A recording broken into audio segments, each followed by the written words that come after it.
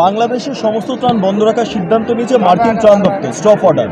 তো বাংলাদেশ তো এখান থেকেও তো কোনটা হয়ে যাচ্ছে এবার। না, একে এই অবৈধ সরকারকে সরাতে হবে।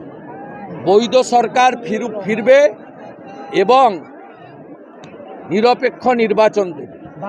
বাংলাদেশে গণতান্ত্রিক পরিবেশ ফিরিয়ে আনা দরকার। এবং সম্প্রতি খবর আপনারা রাখেন না, সিলেট, চট্টগ্রাম সহ খুলনা সহ যতগুলো বারে নির্বাচন হয়েছে সেখানে আওয়ামী লীগপন্থীরা জয়যুক্ত হয়েছে। বাংলাদেশে 20% লোক তারা জঙ্গিবাদ, মৌলবাদ, পাকিস্তানিদের পক্ষে, যারা 71-এ হেরেছিল, রাজাকাররা বা তার নাতিপুতিরা। কিন্তু বাংলাদেশের 80% লোক কেবলমাত্র সনাতনীরা নয়, ওখানে অনেক প্রোগ্রেসিভ মুসলিমরাও আছে। তারা বাংলাদেশের উন্নয়ন চায়, যে উন্নয়ন ভারতবর্ষের প্রত্যক্ষ সহযোগিতায় শেখ হাসিনা ওয়াজেদ করেছেন।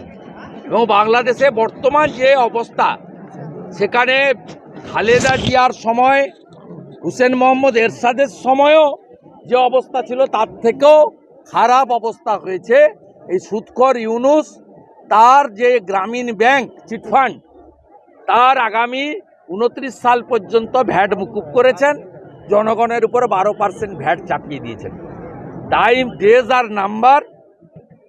আমার বিশ্বাস শক্তিশালী দুই রাষ্ট্রপ্রধান আমেরিকা এবং ভারতবর্ষ, তারা বাংলাদেশে গণতন্ত্র প্রতিষ্ঠা করে মৌলবাদ, জঙ্গিবাদ মৌলবাদ শুধুমাত্র ভারত নয়, বিশ্বের সমস্ত কমিউনিটির কাছে থ্রেট। ওসামা বিন লাদেন বলুন বা এই শক্তি বলুন।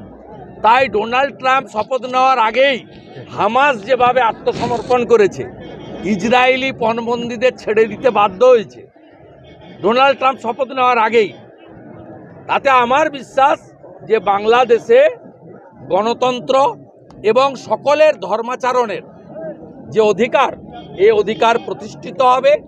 আমাদের হিন্দু ভাই বোন, আত্মীয় স্বজন, তাদের চোখের জল আমাদের দেখতে হবে না। এবং আমরা যে সমস্ত আস্থার জায়গা, মন্দির যেভাবে ভাঙছে, সেগুলো বন্ধ হবে। ফেন্সিং তো হবেই। মুখ্যমন্ত্রীকে বলেছে বাংলা থেকে আলাদা হতে, জসিমউদ্দিন বাংলাদেশের জঙ্গি বলেছে, পশ্চিমবঙ্গকে ভারত থেকে আলাদা করার ডাক দিতে বলেছে মুখ্যমন্ত্রী। ডাক দিক না, আজকে কর্তব্য পথের উপরে দেখছিলেন না, ভারতবর্ষের কাছে যে মডার্ন ড্রোন আছে না, কোনো ম্যান পাওয়ার লাগবে না। আমরা পাকিস্তান পরমাণু বোম আছে, ভিতরে ঢুকে মেরে এসেছি। পুলওয়ামার ঘটনার পরে, অবন্তিপুরার ঘটনার পরে অন্ধার ঘুষকে মারা, আর আমাদের একজন এয়ারফোর্সের পাইলটকে ওরা ধরে ফেলেছিল।